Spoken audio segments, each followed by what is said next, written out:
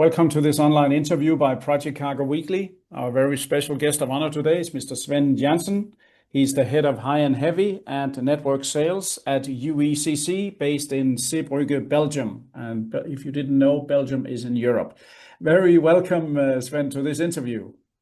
Thank you, Bo. Thank you for having me. I always allow my accused, or shall we say interviewees, a chance to elaborate a little bit on their background, so people can get to know who you are, Sven. How come you got into shipping and ro-ro logistics, and why are you not sitting in a diamond district in Antwerp or in a bank? Why are you in shipping? That's a good question, Bo. My father was in shipping, and he told me the story that when I was born and I came from the hospital, he brought me in this buggy to the Belgian coast, and he said, "Well, your future will be there." When I was 19, 20, I started to work in shipping. I graduated as an electrical engineer, but I didn't really want to do that. But then my father said, when you start something, you finish it. And I finished that. And then I did the marketing. And at my 20 years, I started in shipping with a bunker supplier. So this was fuel deliveries in the Belgian coasts or in the Belgian ports. And after that, sadly enough, that company went bankrupt. So I became self-employed for 10 years as a sworn marine surveyor. Oh, yeah. And then at the age of I think it was about 34, I had to change job because it was changing job or changing wife, because my wife told me already several times that I was working too much. And of course, as a sworn marine surveyor, you work 24/7, and she was right. So then I thought, okay, it's cheaper to change job than to change wife. So that's how I ended up applying for a job within UECC. 2008 that was, and ever since then it's been a fantastic ride. I was until 2016 I was doing more procurement, so that's doing the suppliers or purchasing for suppliers who we need in the ports. That means stevedores, port agents, tugs, pilots, everything or every supplier which is needed for our vessel to call the ports in Europe. And then after that I changed to the commercial role, which is something which I like a lot. So really talking to the customers. It's different because as a procurement person, of course, you are the customer, and in this role I am the supplier. And but I know, of course, with my roles in procurement, I think I know that what is important for my customers when and also what I need to meet from their targets in order to make them satisfied. That's good, Sven. You have a very impressive career, and I like the fact you've been surveyor for several years. That actually means that you know the facts on the ground, and you can't. It's not a lie you are telling. You have to tell the truth as it is. Absolutely. May I ask a little bit about UECC? What does the abbreviation stand for those who doesn't know? Yeah, UECC stands for United European Car Carriers. Okay. So we had this year our 35th anniversary. So we were formed in 1990. In the beginning, the majority was, of course, cars for our owners. So UECC is owned by 50% NYK and 50% Wallenius Lines. Oh yeah. And in the beginning, we were doing basically the feedering of their cargo. But during the course of these 35 years, of course, we have grown our cargo and customer portfolio. Customers meaning then all deep sea carriers, but also, of course, the OEMs, the car OEMs. Yeah. And then I would say in the last 15 years, we've been focusing more also on diversifying commodities, our commodities, meaning then that we also do high and heavy. That's so the contracts and the contacts with the high and heavy customers is within my portfolio. That can be the Caterpillars, the Terex, the Liebherrs, the you name them. So the usual suspects, yeah. The usual suspects, correct.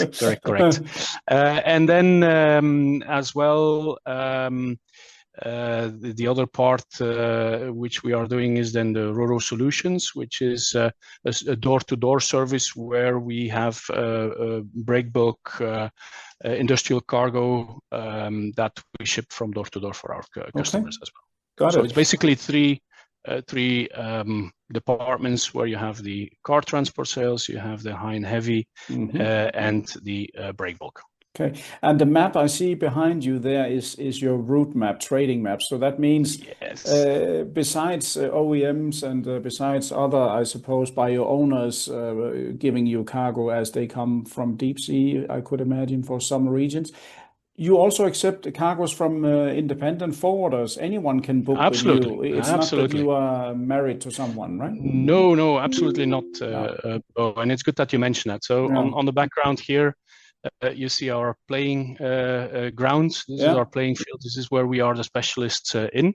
But of course, this also means that cargo originating from this area or distributing within this area is something that we do very good. Let's just say we have forwarders. Okay, forwarders can come to us for their price requests. So we give them, of course, a rate for what they request. So let's say that, okay, we talk in the project cargo. There is a request from Zeebrugge down to the Met. Okay, we will quote our customer a rate which includes the lifting up until it is unstuffed from our MAFI onto their truck. But this can also be a deep sea carrier. So let's say that this forwarder is working on a train business, for example, originating from Turkey, for example, going to the US or going to Asia. Then, for example, the deep sea carrier, when they close the business with us, we will position their empty equipment into Turkey. On there, for example, then the forwarder, they can arrange the stuffing on the MAFI. We will load that MAFI on our service to Zeebrugge, let's say, and from Zeebrugge, that will be then handed over to the deep sea carrier, who will then move it to this final destination. That means that it reduces the chance in damages, of course. So basically, the unit which has been stuffed on the MAFI will not be moved until it is at the final port of destination. So no shifting after loading. No, exactly, no, because that's I mean, it's obviously the risk of damage, but it's also a cost issue as well. If you have to do double handling in a transshipment port, that means additional cost for the customer. Definitely. What can you tell our viewers about your MAFI trailers? Any max capacities, lengths, just a rough guideline? No, we have quite a big roll trailer fleet of almost 1,000 roll trailers, and that goes between 30 up to 72 foot. We also have a special constructed 72-foot roll trailers with rail integrated tracks. So, for example, for metro or for train, we have that, and I think the maximum on the MAFIs is basically dictated by what we can carry on our vessels. We operate a fleet of 16 PCTC vessels, so the pure car and truck carriers. But I would say, Bo, the PCTC vessels are nowadays not anymore the PCTC vessels of 20 years ago. PCTC vessels were really pure car and truck carrier. I remember when I started in 2008, the maximum ramp capacity was 40 tons on majority of the vessels. Yeah. Now our newest vessels, we have 160 tons ramp capacity, so we can take really a lot of types of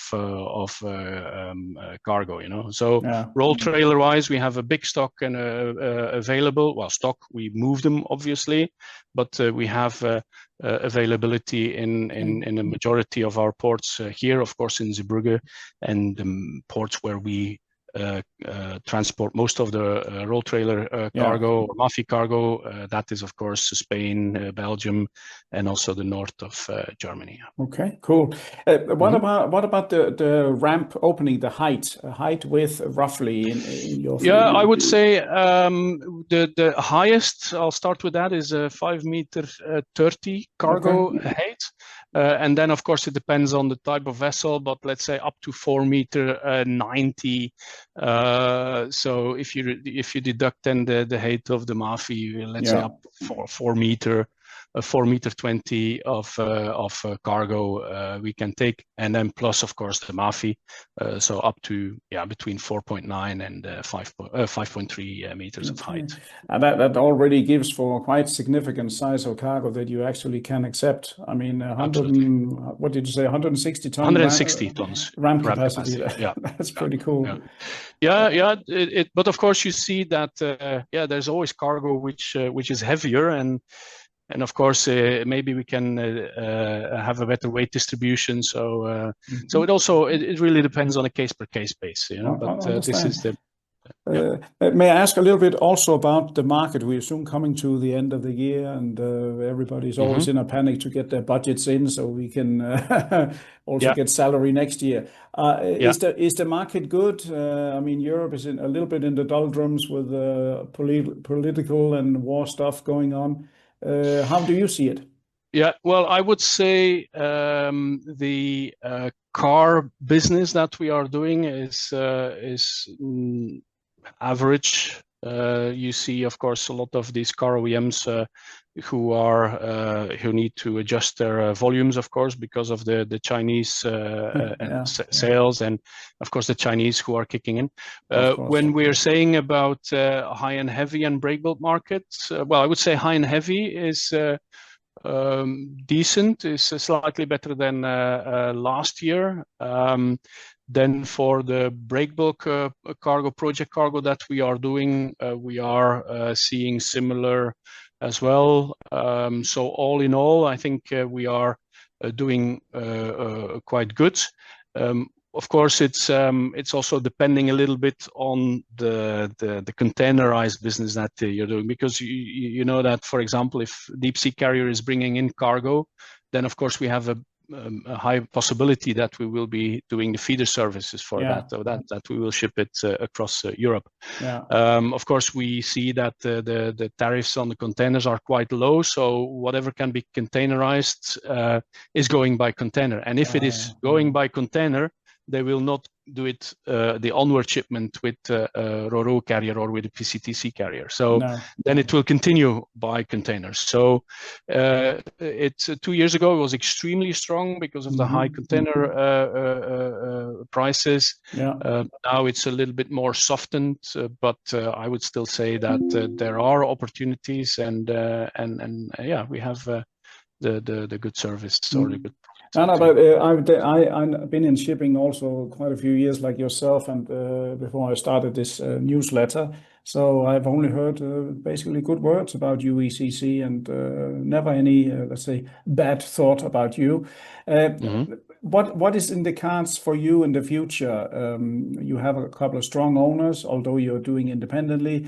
Do you plan more offices, new trade routes as they emerge? Any other North Africa, for example, might that be something for you? Or I'm just looking at the map there. I have the Mediterranean just under there.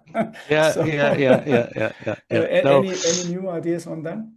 Well, I think there, Bo, it's good that you ask it. I think UECC, we have been, of course, due to the fact that we have the strong ownership, we also have a vision within UECC. And that vision is that we want to be the leading provider in sustainable short sea Ro-Ro transportation. Right. So that means that, of course, it's a heavy vision, but we put also our vision into reality.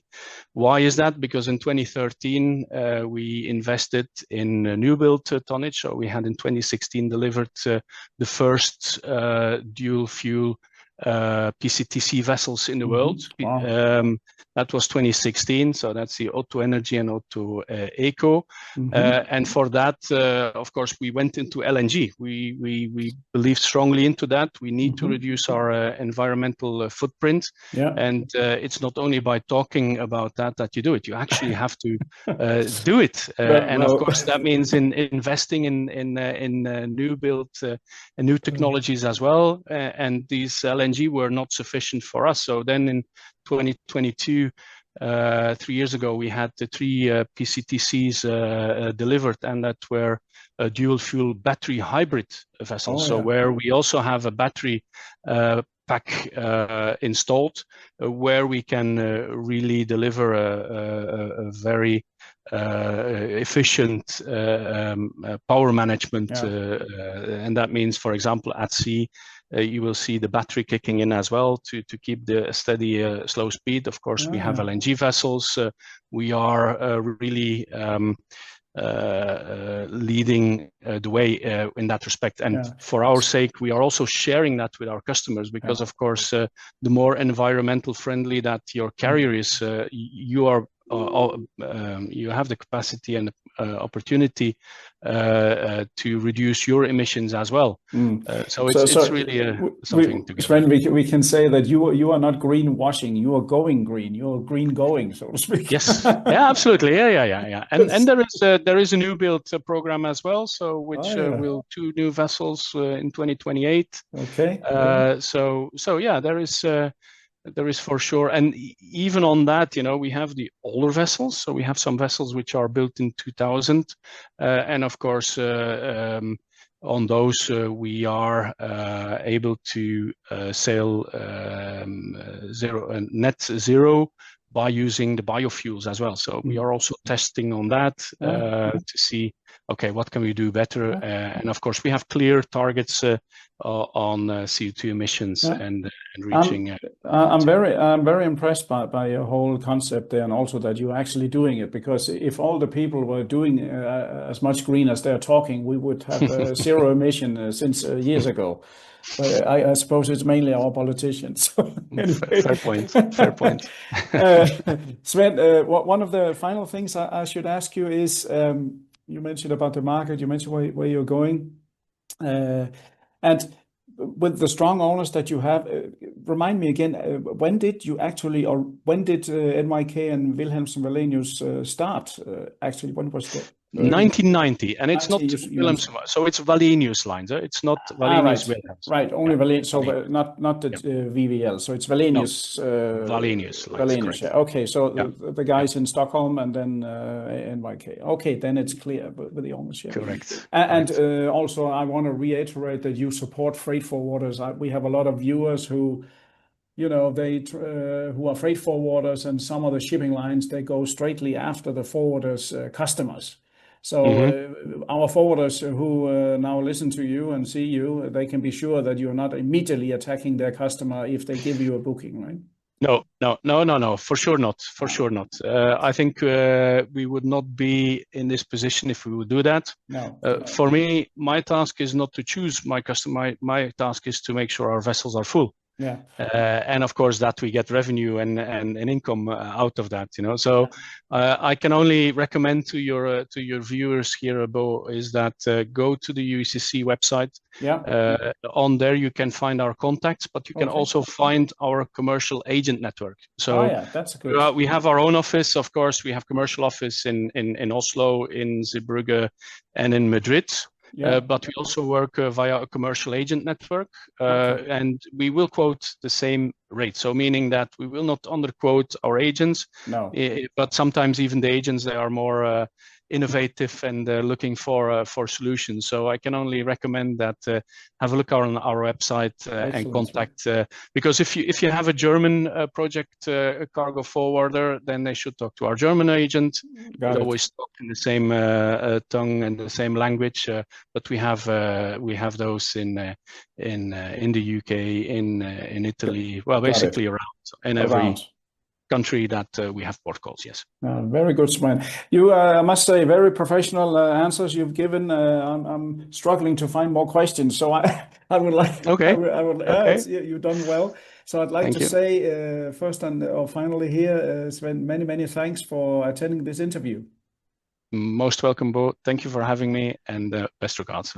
Anytime. And to all our listeners, viewers, and readers from around the world, this was a great interview again from Project Cargo Weekly with Mr. Sven Jansen. He's the head of high and heavy and network sales of UECC, a most reputable and strongly owned, shall we say, car and project cargo carrier based mainly in Europe.